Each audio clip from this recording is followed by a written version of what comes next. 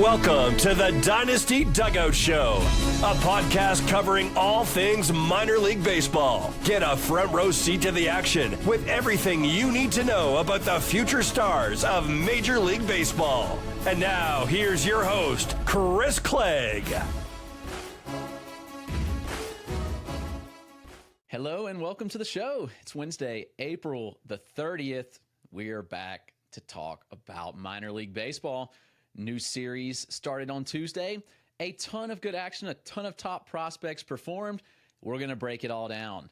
But first, the episode is brought to you by Connect Roasters. You know it. It's Ian Happ's Coffee Company. I've almost finished my cup right here. Cold brewed.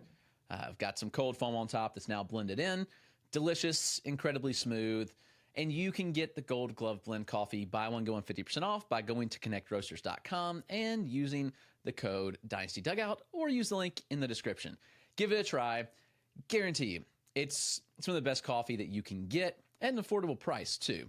We're also proud to partner with Chinook Seedery, the best sunflower seeds in the game.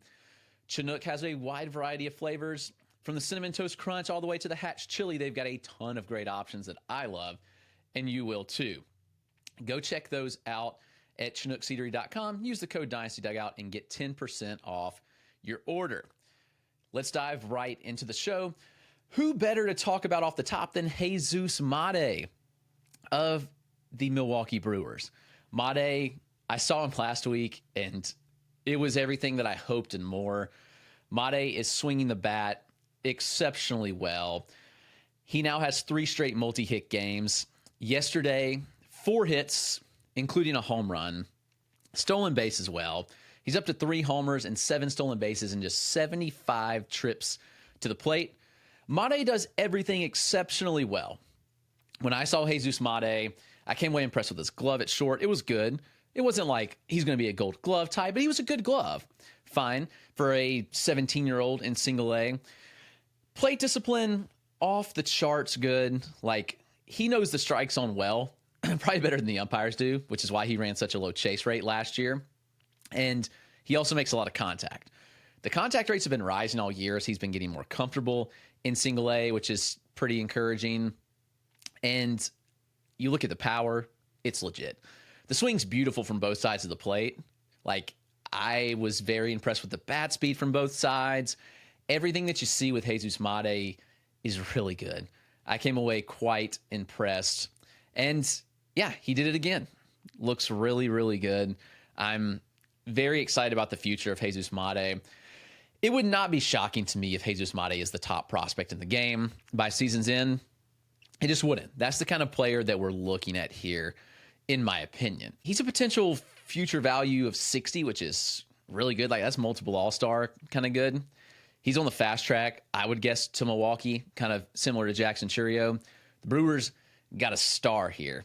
Like, I was so impressed by everything he did. The baseball IQ's off the charts, and yeah, no shock to see him have a 4-hit game and a home run and just keep performing. So, Jesus Matte, Milwaukee Brewers. Go down the list a little bit to find a name that most probably aren't familiar with, but I like, a personal cheeseball of mine. That's Brenden Durfee, catcher of the San Diego Padres. Durfee caught my eye in the Arizona Fall League. He's a big catching prospect. He's got a lot of pop in the bat, and he had a great game yesterday. He's gotten off to a really good start in high A this year. Yes, he's a college bat out of UC Santa Barbara, but I look at Durfee, and I'm like, yeah, this is a pretty interesting guy. Yesterday, it was a 4-hit game with 3 doubles, 3 runs, and 2 RBI. He followed that up with a 2-hit game from this past weekend, so back-to-back multi-hit games for Durfee. He does not have a home run on the year, for what it's worth, but there is juice in the bat. I've seen some pretty big exit velocities from Brenden Durfee. You spell that Durfee if you're looking for him. He's interesting. Yes, he's 23. Yes, he's in high A. Yes, you look at the contact rate. It's not great right now. But Durfee's picking it up. There's some traits in the bat that I like. I like the swing. There's juice there. Brenden Durfee of the San Diego Padres, 23-year-old catching prospect in high A. Had to mention him because 3 doubles, 4 hits. Yeah, a lot to like there. There's another player that not getting much fanfare who I had last year. He was 19 in single A in Columbia with the Kansas City Royals. That's Erick Torres of the Kansas City Royals, and he's now in High A. He is with Quad Cities River Bandits. He's swinging the bat really well. And yesterday, 4 hits, including a double, drove in 3, and he had his stolen base. He had a 2-hit game on Sunday as well with a double. Erick Torres can swing it. Not much juice in the bat. You're not going to get a lot of power out of this profile, but Torres is an interesting player. He's got some speed. Last year, he stole 25 bases. And yeah, you look at the slash line last year, he had a sub 300 slugging percentage, which is not great. But so far this year, he's slashing 426, 500, 519, which is kind of fascinating, showing good contact skills. 88% contact on the year. He's not striking out. He's got a good approach. Erick Torres, Kansas City Royals, outfield prospect. He's a little on the smaller side, but he's an interesting little prospect. So watch out for him. What about Andrew Salas? Yes, this is Ethan's brother. He is good. He's 17 years old in 1 month. He turned 17 the beginning of March. Salas was assigned to Single A. Pretty aggressive assignment. It is what it is. But this was a guy who, Salas is very advanced. He comes from a baseball family. He's played ball in the States. He grew up around the game. Very high baseball, much like his brothers. And Andrew's good. Right now, you look at the numbers, and you're like, yeah, this guy, I've seen some crazy takes online. Not going to lie, there's some crazy takes out there about Andrew Salas, but he's 17 in Single A, and he's slashing 333, 500, 400. That's pretty wild. Yes, he's putting the ball on the ground at a 55% clip. He has stolen 6 bases. When I look at Andrew Salas, I see a high IQ baseball player that's going to make a lot of contact, who's going to put a lot of balls in play, who's going to play a really smooth glove. He plays some second, he's played some short, he's played some center. He's going to stick up the middle. I was going to say he's going to play a smooth shortstop, but he's played all those. Where does he stick long term? I don't know, but he's a smooth player. Smooth swing. The numbers are interesting, though. You look at the numbers. I want to pull up the underlying data on Andrew Salas. He doesn't hit the ball hard, but again, he's 17, so I think that's important to note. We're running good zone contact rates, 83% zone contact. He's maxed at 101.4 miles an hour. Again, not bad for a 17-year-old, but let's look at what we saw from Jesus Mate last year. Yes, DSL, but yes, the same numbers. We're talking about max EV from Jesus Mate last year of 108, if I'm not mistaken. He had a 104 ninth percentile. Salas currently has a 96 mile an hour ninth percentile and a 101 max. And that's not to say he won't grow into more power. That's highly possible that Andrew Salas does grow into power. But right now, I don't project him to be a big stolen base threat either. Maybe people are looking at the numbers saying, yeah, he's going to be a stolen base guy. He's a speedy guy. Do not judge prospects by stolen bases at the lower levels in the minors. Just watch catching. And it's not good. You don't need to judge prospects that way. Let's base it off of sprint speed, etc., instincts on the base pass, all those things. Salas' swing decisions are really, really good. I do want to see him be a bit more aggressive in the zone, but an 11% chase rate's kind of absurd for a 17-year-old in Single A. That approach is really, really good. The contact is good. I want to see the EVs go up. The hard hit rate's really low. But again, he's 17, guys, so I don't want to get too hung up on the exit velocities, etc. But Andrew Salas is good, and I've been really, really impressed with what he's done. He cracked my top 200. I'm not going to put him in my top 100 yet because there's a lot more I need to see. It's not just the process of rankings is not just, hey, this guy's performing, he's young, let's shove him at the top of the list. That's what too many people do. But that's not how prospect evaluation works. We look at so many more things in prospect evaluation. We look at the skill set. How's it going to translate? How will this guy improve? What does it look like long term? And that's what we're doing with Andrew Salas. So you need to know that about him. It's not just, hey, this guy's had 60 plate appearances in Single A, he's 17, he's standing out, let's shove him up the list. Much more goes into evaluation of that, but he's a good prospect for sure. All right, we have to talk about Matt Shaw. Matt Shaw's swinging it well again. Obviously, his major league debut didn't go well. Shocker, most don't. It's just the expectation that young prospects are going to come up and not hit right away. Shaw did not, but he's back in AAA. And I think he's getting his confidence back. He's doing exactly what you would like to see from him. He had 4 hits yesterday, including a double. He had 2 hits on Sunday, 2 hits on Saturday. So Shaw's swinging it well. He's got a home run in the last 3 games. I hope that Matt Shaw is just finding his confidence. Nothing in our evaluation process of Matt Shaw has changed, and it shouldn't. Matt Shaw's still a really good hitter. Matt Shaw still has above average to plus power. Matt Shaw's speed is plus. It's really, really good. I do like Matt Shaw still. I'm not dinging him a bit. He's still like a top 15 prospect for me. He's probably going to come back up to Chicago and be really, really good. So I'm excited about that. He's going to be fine. So good day for Matt Shaw. Not much to say there because, again, his valuation has not changed a bit. Carson Benge, first rounder last year to the New York Mets out of Oklahoma State. It's his first year focusing on hitting only. He used to be a pitcher as well. Carson Benge had a 2-hit day, 2 singles, 2 doubles. He had 2 hits on Sunday as well, 2 hits on Friday. He took the day off on Saturday. He's rocking a 5-game hit streak now. Benge is really picking it up. I like what I've seen from Carson Benge. It's very high contact rates. He's got sneaky juice in the bat. And Benge is a really good athlete, too. He's 22 years old. He's in high A. But I like Carson Benge. I think he's a borderline top 100 prospect. He's got a good feel to hit. He's got sneaky power. He's going to be fascinating to see how this profile works. Yes, he just has 1 home run and 1 stolen base on the year. But he's slashing .292, .403, .415. Hits the ball on the ground too much, but if he can lift, then he's going to get to the game power. So that's Carson Benge of the New York Mets. Aidan Smith finally got it going. I've seen Aidan Smith a lot this year.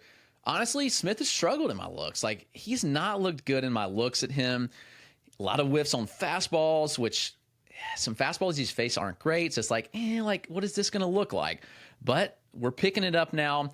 2 straight multi-hit games for Aidan Smith. He had 3 hits on Tuesday, including a home run, his first of the year. He's stolen 3 bases in the last 2 games as well, up to 9. Aidan Smith's a really good athlete. He moves well. I think he's a good glove. I think he's a plus or better athlete. He's got the ability to lift and pull the ball, which is exceptional. Like, the EVs are good, but his best traits are that he can lift the ball to the pull side. And honestly, that's kind of what he struggled with this year. He ran a 34% ground ball rate last year, up to 47.8% this year. Pull rate's still good, but Smith's whiffs on breaking balls and fastballs do have me a little concerned. I won't lie to you. I dropped him out of my top 100. Like the player, I need to see more consistency on contact on those pitch types, but you can't deny the athlete. You can't deny the power. You can't deny the speed. Finally, to round up the hitters of the show, Joe Mack of the Miami Marlins. I keep saying that Joe Mack is a top 100 prospect. He is the Marlins catcher of the future. It's not Agustin Ramirez. I love Agustin Ramirez, and he's going to hit. He's going to be in that lineup. He's going to hit in the middle lineup and be really good. But Joe Mack's a good catcher. And Joe Mack's now in AAA. He's continued swinging it well. He's looked the part at AAA. He's not skipped a beat. He homered yesterday. Got hits in all but his first AAA game. And he has 3 multi-hit games in 6 games in AAA again, which is crazy. He's off to a tremendous start between double and triple, slashing .328, .458, .627. Joe Mack has juice as well. Big power, 5 home runs. I think he's going to show out in the International League. I really do. He's in a good spot, and he doesn't have to be pushed. They can develop the catcher with Joe Mack, who is just 22 years old, and he'll be 22 the entire rest of the season. Joe Mack's a good catcher. He's got legit juice, and I think the hit tool is better than people have given him credit for as well. Like, when you look at Joe Mack, the contact skills, you look at the overall contact rates, and they're not great, but I think there's a good feel to hit there. Even if he's a 40 hit, it's going to play. So I love me some Joe Mack. Let's take a quick break, and we'll get back to the pitchers that stood out in yesterday's action. Back with the pitchers. Why is Brody Brecht in single A? I get it. The walks are a major issue. He's walked like 15 or 16% of batters this year, which is kind of wild. 15.3% to be exact. But Brody Brecht has also struck out 39% of batters he's faced.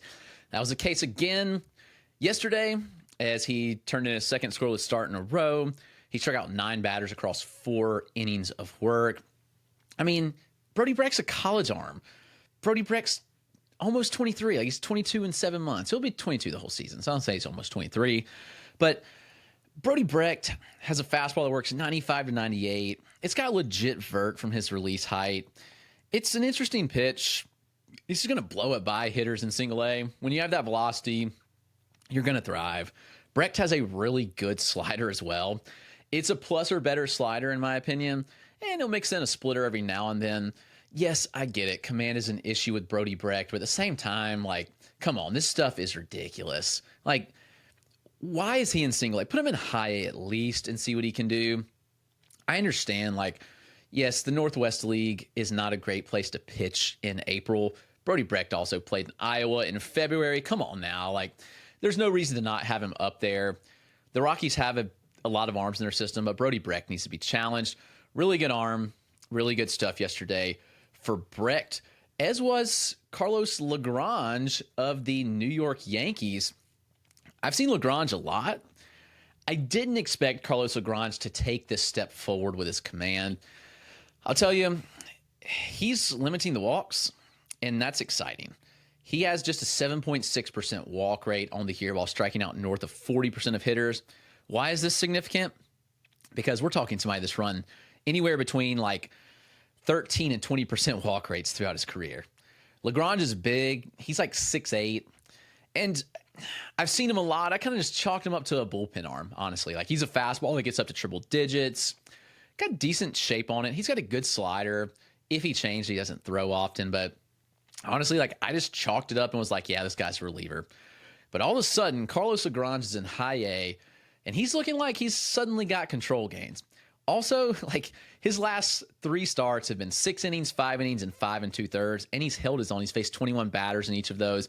Pretty impressive stuff. Yesterday, Lagrange allowed just 3 hits, 2 earned, 1 walk, and 8 strikeouts. He struck out at least 7 batters in every game. It's been 7, 9, 8, 8. Man, Lagrange of the Yankees. The Yankees pitch dev's good. People don't give the Yankees the credit they deserve for pitching development in the minors, but it's really, really good. Carlos Lagrange suddenly looks like a prospect that could take a turn for the better. Is he a starter? I don't know. Should he be fast-tracked in the bullpen? Maybe. But again, he's 21 in 11 months, so he'll turn 22 next month. Not all hope is lost for Lagrange to be a starter. He's showing some good traits so far. I'm at least watching this and seeing where it goes. Brody Hopkins, Tampa Bay Rays, guy that I love. I had him in the preseason top 100, and he came out of the gate and was not good. Like, just being blunt. Like, he can be all over the place at times, but the stuff is undeniable.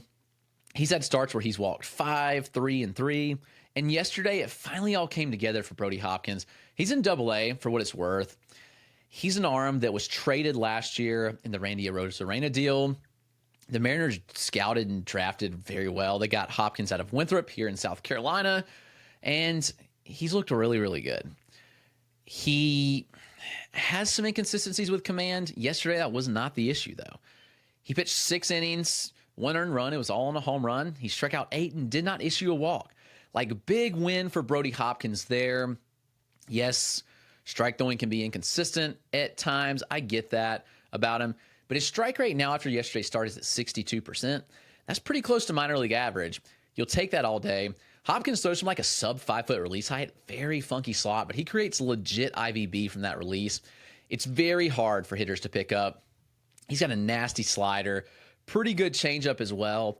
The stuff I think is off the charts for Brody. And he's a really fun prospect that I'm way, way, way in on. If he can find the command consistently, yes, this is a top 100 prospect. This could be a guy that pitches out of the Rays bullpen sooner than later. But also, you might want to take your chances on him being a starter. Like, big fastball, big slider, good change, good arsenal. I don't know. I like Brody Hopkins a good bit. And yesterday showed why. Somebody that we don't probably talk about enough that I actually do really like is Henry Baez of the San Diego Padres. He's 22 years old in Double-A, and he's coming off a really good year last year, actually. 126 innings last season between High A and Double-A at 21. He had a sub-3 ERA and a 109 whip. Yeah, he only struck out 21% of batters, but a 7.8% walk rate. All of a sudden, the stuff's kind of taken a jump this year, and it's like, okay, I see you, Henry Baez. I see you. And it's looked good so far this year. Yesterday's start just continued to show why I've liked him. 5 scoreless, 2 hits, 1 walk, 8 strikeouts. Since his first start of the year, he's been pretty flawless. Now, 22.2 innings and a 3.18 ERA is going to play for sure. But if you take out that first start, he threw just 2 innings in that first start of the year, and he allowed 2 earned, so not great stuff. He has a 2.61 with 24 strikeouts and his 2 walks in the last 20 2/3 innings.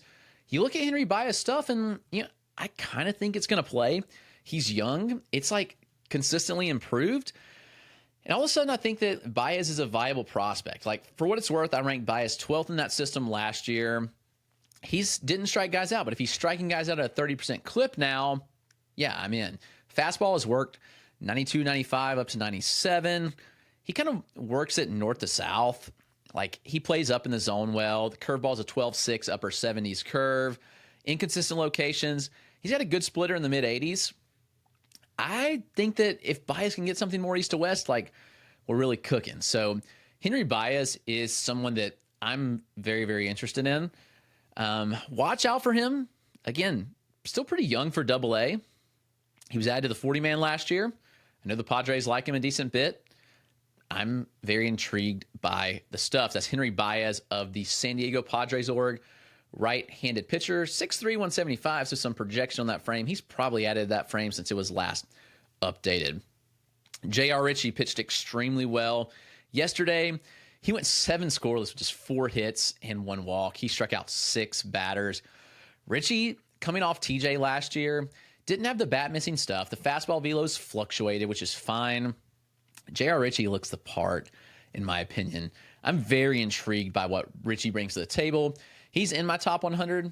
Maybe that's crazy for some, but fastball slider changeup combo with plus command, I'm in. If you remember, the Braves drafted him 35th overall in 2002, gave him a $2.4 million bonus. Ritchie's still just 21 years old. He missed time with TJ, so that obviously set him back a good bit. He basically missed all of 2023 and most of 2024 as well. So big setback with his development, but he's come back and looked good. Yes, it's just a 21% strikeout rate right now. I do think if that ticks up, which I believe it will, I believe in the stuff, that I think Ritchie's going to be a really good arm. I've seen the fastball velocity fluctuate. Had him 94 to 96 in the spring breakout, and he did pitch 3 innings in spring breakout. Slider's good, changeup's good. I'm in on J.R. Ritchie. I still don't think the value's caught up to where he is, especially given where he is in his development cycle and his development age. But J.R. Ritchie, he's good. That is going to wrap up the show. This has been Wednesday's edition of the Dynasty Dugout Show. Thanks for tuning in. Subscribe on your favorite podcast platform. Leave me a 5-star rating and review, and sub right here on YouTube if you're watching as well. I would very much appreciate it. As you've heard, I'm no longer on the Toolshed podcast. This is the only way to find me. So if you would, subscribe to my channels. Help me grow this show to where Toolshed was. That was a big listener base to step away from, so I'd love if you enjoy my stuff to subscribe here and help me grow the channel and the show. Thanks again and have a great day. Love and appreciate you all. Have a great Wednesday.